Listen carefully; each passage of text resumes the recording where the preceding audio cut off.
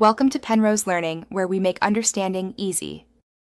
In this video, I will show you how to remove a Toyota Sequoia door panel. First, gather your tools.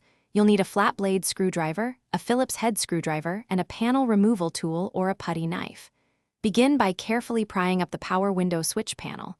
Use your flat blade screwdriver for this.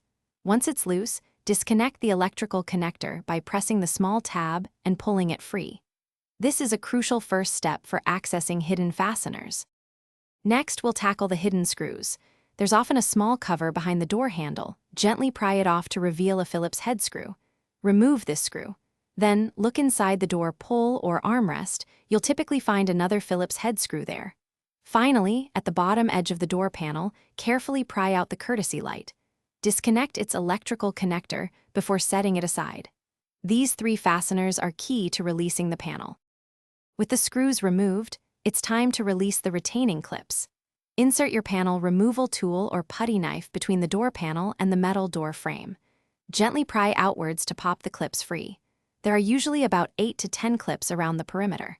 Work your way around the entire panel, ensuring all clips are disengaged. Once they are all released, lift the entire door panel straight up and away from the door frame. Be mindful of any remaining connections. Now, with the panel partially detached, you'll need to disconnect the door handle cables. These usually twist and pull out of their plastic retainers.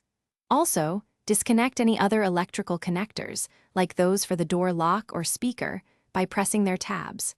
When you're ready to reinstall, ensure all clips are transferred back to the panel if they stayed in the door.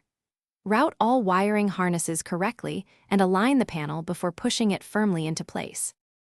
Thanks for watching. If this was helpful, leave a like and consider subscribing. See you next time.